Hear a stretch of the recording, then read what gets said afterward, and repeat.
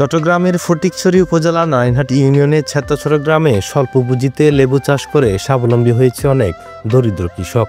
এখানকার কৃষকদের প্রধান আয়ের উৎস হচ্ছে লেবু চাষ। স্থানীয় বাসিন্দাদের মধ্যে 90% কৃষক লেবু চাষ করে জীবিকা নির্বাহ করে। পরিত্যক্ত জায়গা, উঁচু এলাকা সহ লেবু চাষ করে বদলে গেছে পুরো গ্রাম। লেবু বাগানে বাড়তি কোনো যত্নের প্রয়োজন না হওয়াতে দিন দিন লেবু চাষে আগ্রহী হচ্ছেন স্থানীয় কৃষকরা। বর্তমানে আমি যে স্থানটিতে দাঁড়িয়েছি এটি হচ্ছে চট্টগ্রাম জেলার ফটিকছড়ি উপজেলার নারায়ণহাটের পশ্চিম দিকে নারায়ণহাট টু মিরেশ্বরার সড়কের মধ্যবর্তী এই স্থানে। এটি গ্রামটির নাম হচ্ছে ছেত্রছড়া গ্রাম। এখানকার অধিকাংশ মানুষ কৃষির উপর নির্ভরশীল। তবে এখানকার কৃষির প্রধান উৎস হচ্ছে ধান এবং লেবু চাষ।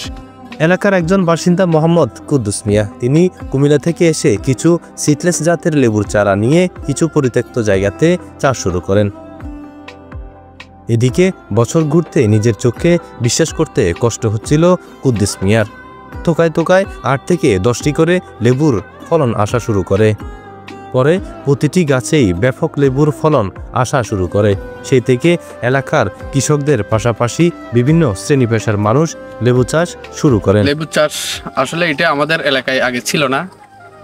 আমাদের এখানে একজন সফল উদ্যোক্তা কুদ্দুস আঙ্কেল আছেন। উনি কুমিল্লা থেকে এসে চারা রোপণ করছেন। প্রায় 400-500 চারার মতো লেবু গাছের চারা রোপণ করছেন। এরপর থেকে এই এলাকায় আপনার সর্বস্তরের জনসাধারণের মধ্যে ওই ব্যক্তিটির উদ্যোগে সবার মাঝে ছড়িয়ে পড়ে। বর্তমানে শত শত হেক্টর সমতল, উঁচু, মাঝারি উঁচু জমিতে ব্যাপক লেবু চাষ হচ্ছে। ফলে কর্মসংস্থানের পাশাপাশি অর্থনৈতিকভাবে ব্যাপক ভূমিকা পালন করছে। এই লেবু চাষ করে অনেক মানুষ উন্নতি হয়েছে। এক কথায় বলতে হয় যে আমরা এখানকার মানুষ যেভাবে আগে ছিল এখন তার চেয়ে অনেক পরিবর্তন হয়েছে। লেবু চাষে খরচ কম, লাভের পরিমাণ অনেক বেশি। চারা লাগানোর 1 বছর পর থেকে ফলন পাওয়া যায়। সঠিক পরিচর্যা করলে একবার চারা রোপণ পর 1000-এ অন্তত 10 থেকে 15 বছর পর্যন্ত ফলন পাওয়া যায়। সারা বছরই লেবুর চাহিদা রয়েছে। দেহের প্রতিরোধে ভিটামিন সি সমৃদ্ধ এই লেবুর অনেক উপকার বলে বাজারে এর প্রচুর চাহিদা রয়েছে।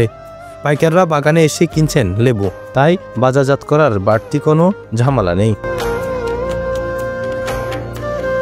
মোহাম্মদ ইয়াসিন, প্রতিদিনের কাগজ, ফটিকছড়ি।